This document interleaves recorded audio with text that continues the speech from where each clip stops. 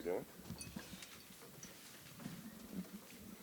All right, we'll go ahead and continue with UCLA coach Steve Alford, senior guard Isaac Hamilton. We'll go ahead and have coach make a few opening remarks about the season ahead, and then we'll take questions and answers for the coach and the student athlete. Well, we're excited to be here. It's great being a Pac-12 Media Day and the enthusiasm around another college basketball season, and we're right there with that enthusiasm. We've got a great blend of veterans like Isaac that have been through couple Sweet 16s and a lot of fun times, and then last year not so fun. So we've got some hungry vets with a collection of freshmen that are going to ask to do a lot for us that we're very excited about. So we're pretty healthy at this point of the season, which is good when you get to the third week of practices. We're a little banged up, but not anything serious, so things are progressing very well for us. All right, we'll take questions for the coach or student athlete. Right in the middle on the right side.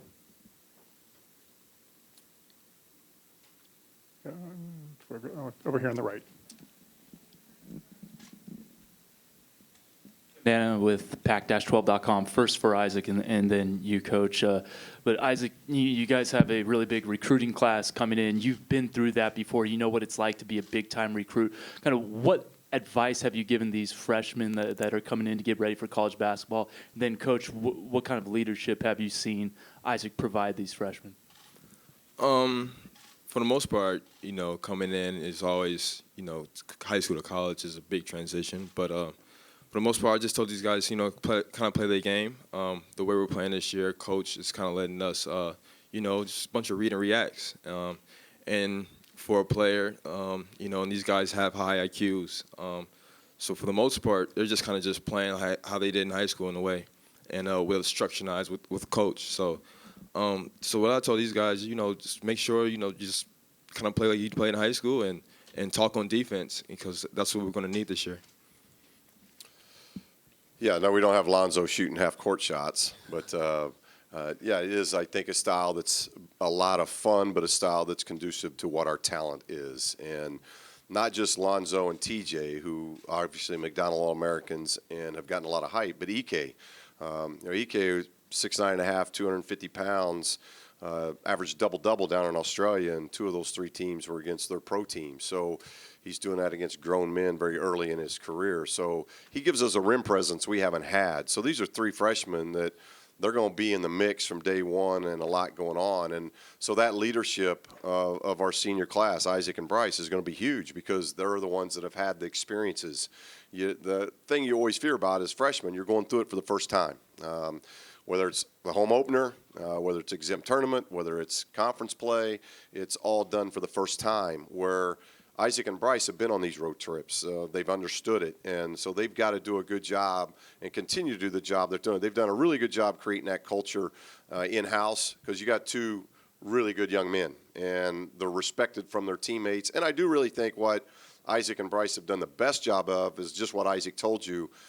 Sometimes, and I've been on those teams both as a player and as a coach, that when you're the older one and here come the younger guys feel like they're walking on eggshells for a few months because they're wanting to know if all of a sudden the older guys accept them. And Bryce and Isaac have done a really good job of accepting those guys back in June when they got here on campus. And I think that's really eased a lot of that transition with EK, TJ, and Lonzo, to where, as Isaac pointed out, they just do what they do.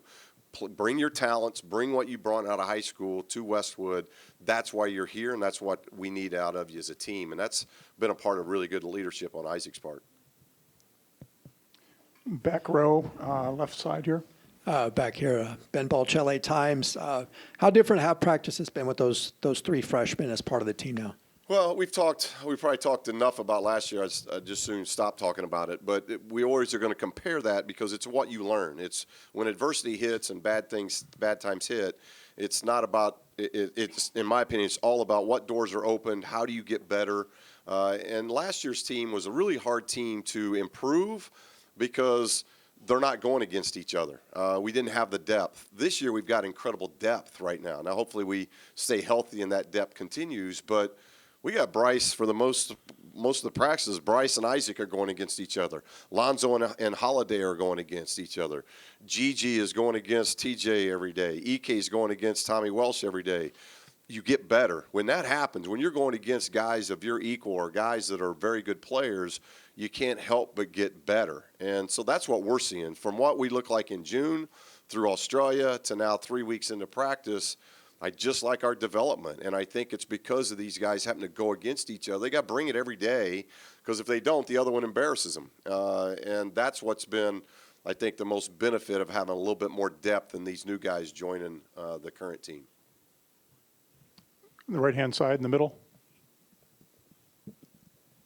Coach, at the end of last season, you penned a letter to the fan base. I'm curious how that's kind of been received, either by both the fans or your team. Yeah, thoughts on that? Well, all we do is continue. So a lot of the booster functions have been tremendous around Los Angeles. Hasn't really been talked much about, I don't think, from our team standpoint. I don't think our team's concerned about, what money I make or what money I give back. I don't think that's an issue to the guys at all. So that part hadn't been talked about. I think it's just about where that bar is. Coach wouldn't raise the bar at UCLA, whether it's been me or other guys before me, guys after me in the future. Same with players that played under Coach Wooden versus the guys that are playing today in Westwood. That bar was raised a long time ago in Westwood by a guy that won a bucket load of games and a lot of championships and established something that, quite honestly, hasn't been established anywhere else in the country. So when that bar is that way, there's expectations. And when you don't meet or even come close to those expectations, we talk to our players all the time. There's going to be consequences. Consequence is a great word that I learned from Coach Knight. If you're out of a stance, you don't block out, you don't think the game, you don't move the ball, make the extra play, there's going to be consequence. You're going to lose games, because victory always favors the team makes the fewest mistakes. So I wanted our players to see there's consequences when we as coaches don't perform well. And whether it was giving back an extension or writing a letter to the fan base of just letting them know we care. Sometimes I think you get isolated as a coach, and do you really care, or is there the passion? And yeah, it's the reason why I came to Westwood. And to be able to coach guys like this at the level that these players are at and have a chance to win championships, both in league and nationally. And so when you have a year where that doesn't happen, there's frustration. And I want the fans to know there's frustration on our part just as much, if not even more so. Time for one more question.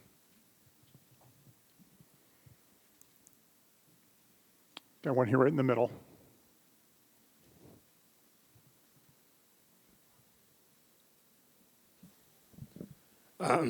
Ben Parker from GoldenBearReport.com. Can you just talk about the parity we saw in the conference last year, and maybe what you expect to see from the conference going forward this year? Well, a lot of parity last year, obviously, with 7 teams to make the tournament, and I think we're arguably the only league in the country that's been to 3 straight Elite Eights. We're getting more teams in. More teams are advancing in the tournament. More teams are getting ranked. We're going to have 3 or 4 in the top 20 to start this season, top 25 in this season. So we're starting to get that trend and that recognition that I think this league deserves. It's an exciting league. You got a lot of head coaches that the majority of us played the game long before we coached the game. We were having fun with the players in there. We did a photo shoot here at about 9:30, and the network people said, "Hey, can we have all the players up here?"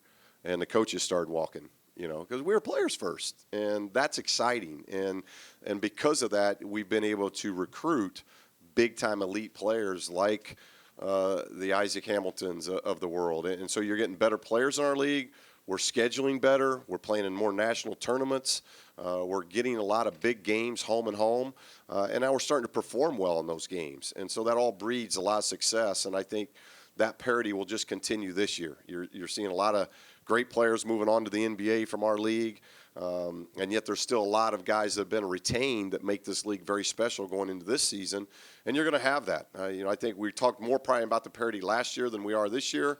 But there's going to probably be just as much, if not more, parity by the time this season unfolds in January and February. All right, great, gentlemen. Thank you very much. Thank you.